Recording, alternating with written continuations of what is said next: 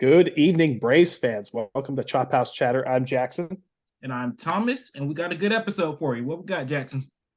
Well, we got a special guest on All right, here. special guest, special guest. This is an old teammate of mine. We have been playing since T-ball days. He was varsity since sophomore year, went to UGA, played baseball, got Zac Freeman in. Welcome, Zac. How's it going? Zac, I think there you go. Oh, good, fellas. Glad to be here, man. Glad to be here. Got it. So, Zac, hit me with a little bit of bio on you. What is your baseball history? How long have you been playing? Who have you played for? How's it go?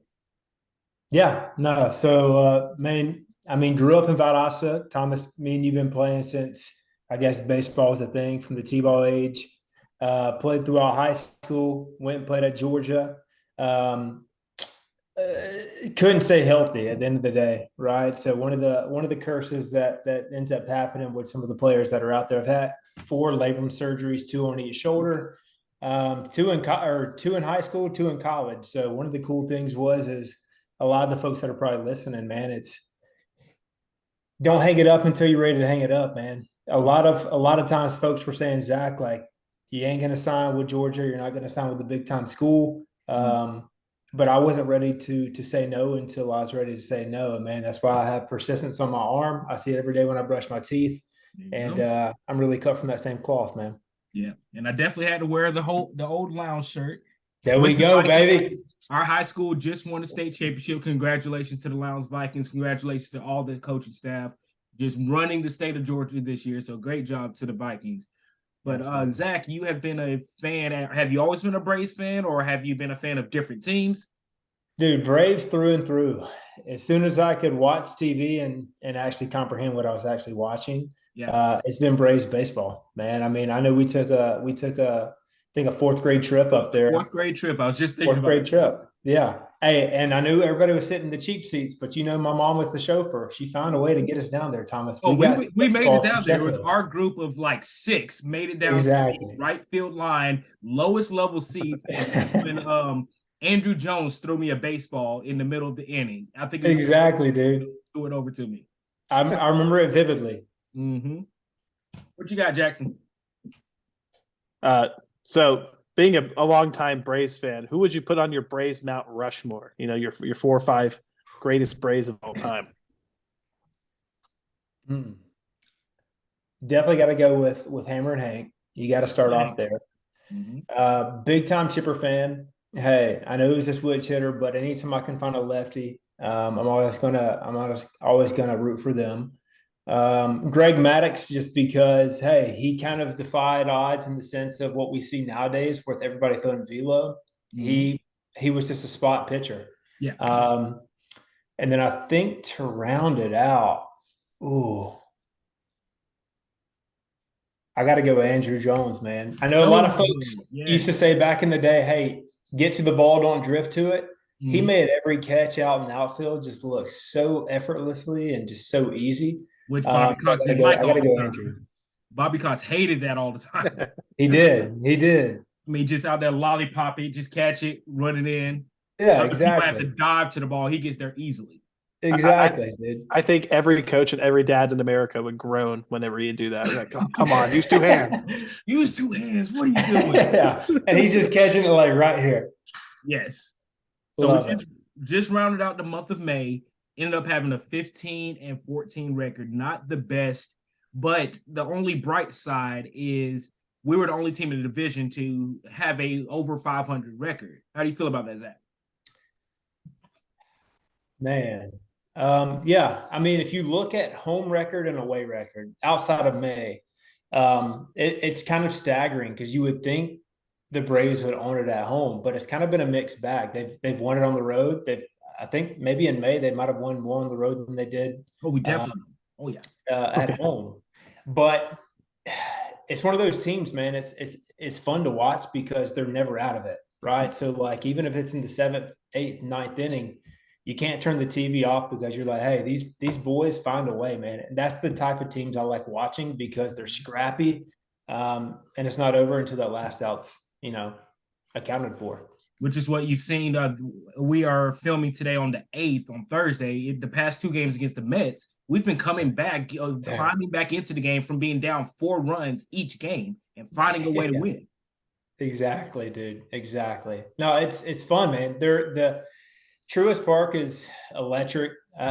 Thomas, I know you've seen it firsthand. Jackson, it's probably fair to say you've seen it firsthand as well. Yeah. But there's never a bad seat in that stadium. And again, man, the dogs, or I wouldn't say the dogs, the boys are never out of it until the last outs actually happen. Yeah, absolutely electric stadium. So after seeing the team for 2 months, what do you think they need at the trade deadline? Arms never hurt. I mean, we have a very youthful lineup. I think that's evident over the last couple of years, really. The farm system has definitely paid off. I know a couple of years back, they were like, hey, it's either going to be the Braves going to be bad for a long time or it's going to come to fruition.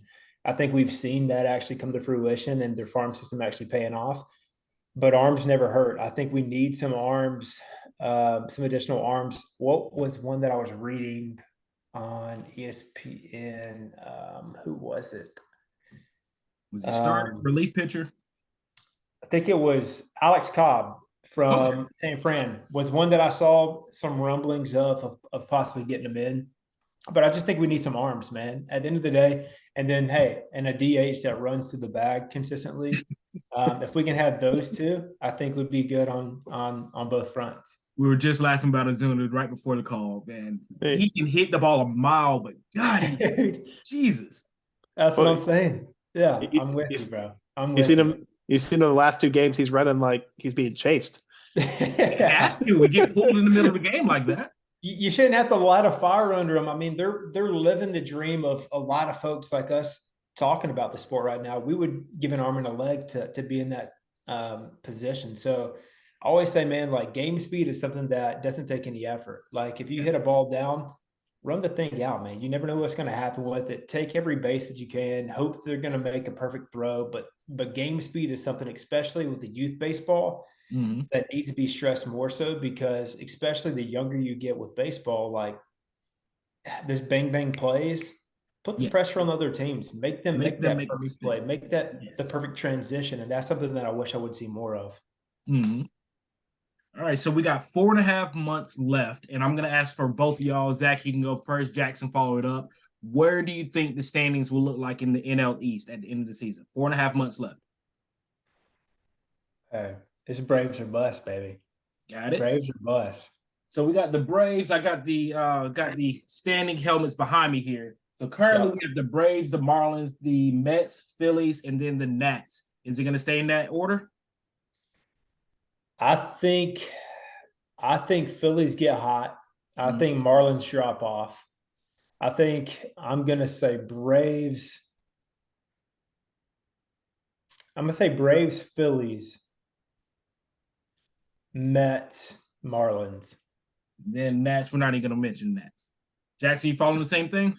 Yeah. My heart wants the Marlins to finish in second place because the Braves own the Marlins, so they can kind of just do whatever they want down there. But they probably are going to fall off. I know they have 16 one-run game victories. They still count. Yeah. But it is a little worrying if you are the Marlins that your offense Solaire's on fire, Arise is hitting 400. And, is that sustainable? Somewhere he can't bat 400 the whole season. I don't see that happen. If he bats 400, I'll buy a Luis Arise jersey. How about that? Because why not? But yeah, so they're due for some regression if they're winning that many one-run games. I don't see them hanging around for too long, but I think it'll probably be somewhere along the lines of Braves, Phillies. I think the Phillies will finish ahead of the Mets, and then I think the Marlins will just be kind of down near the Mets, and then the Nationals will be the Nationals. Zach, we did a prediction episode at the beginning of the season. I'm the only person that picked the Marlins to get a wild card spot. I'm really fingers crossed hoping that happens. Love them being such a young team and being scrappy like that. Yep. All right. We are getting to the fun part of today's episode. I like to call this Chop House Hot Seat. Chop House Hot Seat, we throw in 10 random questions, could be anything at all, just to throw you off your feet, just to get you a little uncomfortable, but it's meant to be fun. You ready for it? Let's go, dude. Hat backwards. Let's go. Let's go. Jackson, start us off. All right. Better pitch to hit, a hanging breaking ball, or a fastball right down the middle? Fastball down the middle, baby. All right. Would you rather win the World Series and be injured throughout the whole playoffs, or win MVP and your team misses the entire postseason? World Series. All right. All right. 10 out of 10. All right. Are you a seeds or are you a big league chew kind of guy in the dugout? Seeds all day, every day. All right. Would you rather lead the league in stolen bases or lead the league in home runs? Your mixture of speed. Thomas, you know me, dude. Hey, I'm a game speed guy. I just talked about game speed, pressuring those people to make the perfect throws. I am going to say I'm taking the bags, man. Doing stolen bases. All right. All right. What's your favorite weird food combination? Ooh, favorite weird food combo. Man, I might be one of the most picky eaters you've ever seen on this. So I would probably say, oh man, what's weird that I eat? Ranch goes with pizza. No, it does not. That's weird enough right there. All right, there we go. We'll go with pizza and ranch, baby. When my wife watches this later, she's one of the weird people that eats ranch with her pizza too. So there we go. Hey. Me too. So okay, maybe I'm the weird person. Yeah, you might be, Thomas. All right. What was your go-to pregame ritual before a game? Dude, it's gonna sound super weird. A Sunny D, not a small Sunny D, but like a good size, probably, I don't know, half a liter Sunny D before a game day, baby. All right. All right. If you could own any piece of sports memorabilia, what would you take? Any sports memorabilia. I would love a Hank Aaron bat. That would be dope there. I would love to hunt the bat he used for 715th home run. It's on this stadium. I'll fight you for it. Let me just like borrow that and forget to return it. Exactly. Hey, we'll go with that. Let's see which fast food restaurant has the best French fries. It's gonna sound pretty basic, man, but I gotta go with the Golden Arches. McDonald's. Yes, they're always number one. They good, man. All right. If you could choose any baseball stadium to host a game between the greatest players of all time, what stadium would it be? It would be the Field of Dreams Stadium that the Reds and them played at last. I think it was last season. Mm-hmm. That stadium, outside of, I guess you would consider like the formal stadium that they have, that's one that'd be on a bucket list. I had a buddy that played with me at Georgia that was playing for the Reds last year, and just watching the videos and watching some of the pictures that he posted, it was, I mean, straight out of Field of Dreams. I would kill to be able to be and walk between those chalk lines. Got it. I got a buddy that works at the Baseballism right outside the field. Miss Jenna, hey, let's get there. Let's link it up. All right, last question for you. Last question. What's the best baseball movie of all time? I think I might have just showed my cards there, man. Field of Dreams. That's a go-to for me. That or what is it? Is it The Rookie with Bumgarner, or the Rookie of the Year, where the guy is throwing gas? That one's just more comical. The Sandlot. I love The Sandlot. Hey, I love The Sandlot too, but those two right there, Field of Dreams is by far my go-to. But seeing the guy saying, man, what is his name, dude? I just went blank. Henry Rowengartner. When he's like, dude, that little line right there, that just resonated with me as a kid growing up, going to games, wanting to catch a ball, wanting to throw it back if it's an opposing team hitting a home run. Yeah. And just nowadays, obviously you can't. That's probably not realistic, but Field of Dreams would be my go-to. Got it. I'm gonna jump off script real quick, Jackson. I'm gonna tell you a short historical story of me and Zach. Not Zach, Jackson. Right. So this was back in elementary school. We would always have the hot ham and cheese sandwiches maybe once every 2 weeks. At the end of lunch, we would roll up the aluminum foil that the sandwich came in, put it in a ball, and we'd have all the guys at recess playing hand baseball. It was so much fun. I would just swing it, run as hard as you can. I'm pretty sure the bases were never even. You had 50 feet to first, 70 feet to second, maybe 40 feet to third, and then you're running 100 back home. It was so Absolutely. much fun out there on the races field. It's awesome. Hey, that's where the stripes were earned, Jackson. That's where the stripes were earned, man. Your cred was built out there on the gridiron. Yeah. So Zach, you made it through the Chop House hot seat. How do you feel? Man, I love it, dude. I'm honored to be able to sit here and talk to you guys. I know long time coming from having to push some stuff last week. I appreciate you guys kind of being flexible with the schedule here that we got here. But man, love the opportunity to get here and chat up with you guys. Got it. You got anybody you want to shout out? Anybody you want to mention? We can tag them in the video when we post it.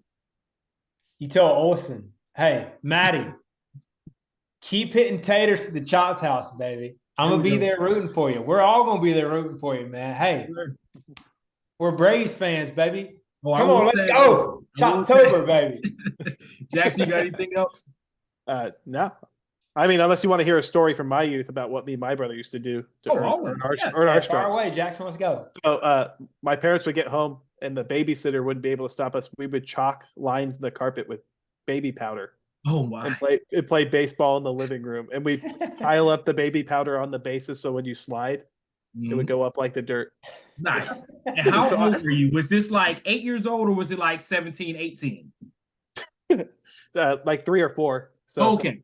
Like little kids, and I understand that the tinfoil ball. As a kid, my brothers and I would just play wiffle ball on the side of the house all summer, hitting taters over houses and stuff in the people's yards. You have to go knock.